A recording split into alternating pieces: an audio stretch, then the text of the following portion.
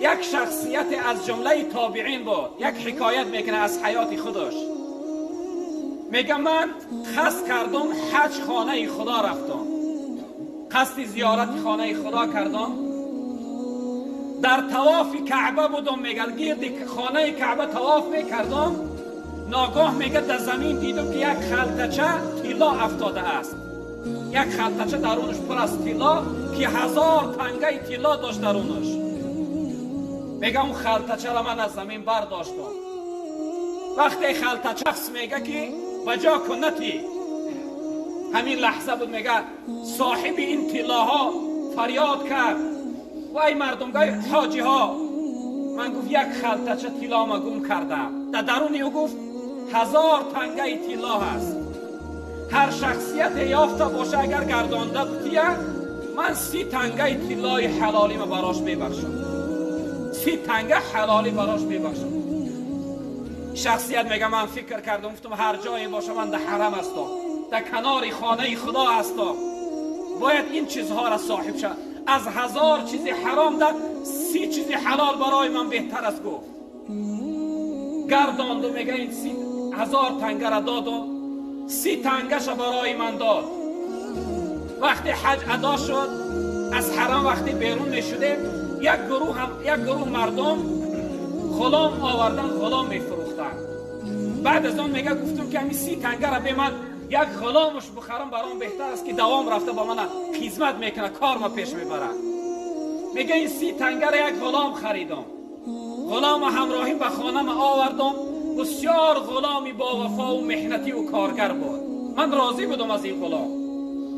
دوامی 4 سال این غلام همراهی من میگه ایستاد. وقتی همراهی من این غلام دوامی 4 سال ایستاد، بعد از 4 سال میگه دوباره قصد کردم که حج میروم. غلام گفتم که ای غلام، بسیار غلامی با وفا و خوب هستی، در برابر این خدمت ها من امسال همراهی خودم حجت میبرم. میگه غلام همراهیم گرفتم، در راه آمده غلام میگه یک سیر برای من گفت مولا گفت در اصل من غلام نیستم، من شاهزاده هستم. مملکت ما را مسلمان ها رفتن غلبه کردن، گرفتن، من همچون غلام بر این اسیر گرفتن، در شما فروختن.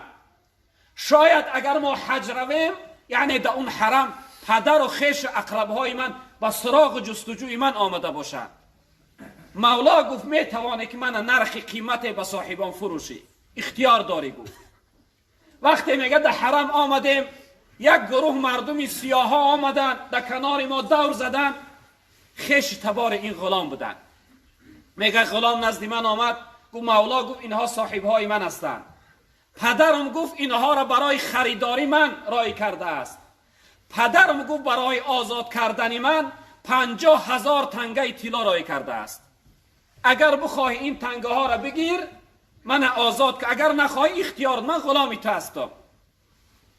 میگه این قصه کوتاه اینها آمدن، دوباره این فرزند یعنی غلامه میگه من 50,000 تنگه طلا فروختم، در 30 تنگه خریده بود. 50,000 تنگه طلا فروختم. گفت آمدم تجارت سوداگری سر کردم، در دوام 1 سال میگه فقط زکاتی من 50,000 تنگه طلا شد. خداوند با چنان برکت امداد که در دوام 1 سال فقط 50,000 تنگه طلا چی شد؟ میگه زکاتی من شد که زکات میدادم. با چنان دارندگیم زیاد شد، میگه پول و کار دیل مزد، کار بس کردم. گفتم تا مردن ما بخورم برام بسنده است. وقتی بس کرده بودم میگه با قصد کردم و حج رفتم. در حرم وقتی طواف میکردم، یعنی اون تجارتکارها سوداگرهایی که پیش همراهیم شریک رفیق بودن، نزدم آمدن از من یک التماس کردن، یک خواهش کردن. گفتن ای فلانی، یعنی تو کار و بار ترک کرده، از قفای عبادت ذکر هستی، صالح و یعنی پرهیزگار هستی، یک خواهش داریم. میگه گفتم بفرمایید. گفتن حضرت یا فلان شخصیت همراهیم و همکار بود، تجارتکار بود، میشناختی؟ گفت میشناختم. همون شخصیت گفتن وفات کرده است، بندگی کرده است. از همون شخصیت یک دختر باقی مانده است. ما از تو خواهش داریم که دختر اوای بزنی بگی و یعنی نگهبانش باش، یعنی ملک او را نگهبانی کن. میگه گفتم میلش کی زن نمیگیره، کی زن بگردن؟ میگه راضی شدم.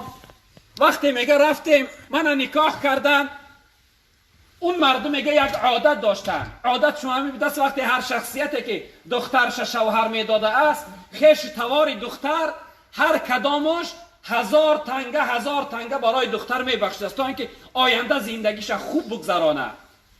میگه وقتی خانه داخل شدم، در بین خانه جاگه یعنی شهی و عروسی داخته، در گیردی جاگه در هر یک طبق هم تنگه ها گیرد ماندگی هستند. از یک لحاظ میگه حساب کردیم هر کدامش 1000 تنگه. یک طبقش حساب کردیم که 970 تنگه. میگه بعد از آن من با سوی عروس گفتم که گفتم این خیشت کمی از خیلی مرده بوده است، همین 970 تا کردی، همین 1000 تاش نمیکنی. میگه بعد از آن این عروس با سوی من گریان شد، گفت شوهری مهربان، گفت این مردن این مالهای پدرم هستن. گفت پدرم برای شوهر دادن من 1000 تنگه جمع کرده بود، حج رفت، در حج گم شو کرد، کدام شخصیت یافته بود چون 30 تنگش همو را داده بود. این شخصیت میگه من گریان شدم، گفتم همون شخصیت من بودم. خداوند دوباره 970 تنگه را همراهی دختر این صاحب همین تنگه ها با من بازگرداند داد. یعنی برادران بزرگوار من، چیزی حلال برای انسان برکت میبخشه، فایده میبخشه، راحت میبخشه، اما چیزی حرام برای انسان رنج میبخشه. انسانهای حرام خور حیاتشو بدبختانه میگذره، حیاتشو پر از درد و غم است. والله قسم اونها راحت نمیبینن، جمع میکنن با یک حیات پر رنج و مشقت، پر درد و غم از دنیا میروند. به همین خاطر حرکت کنه برادر عزیز بزرگوار که لقمه ها را حلال و پاک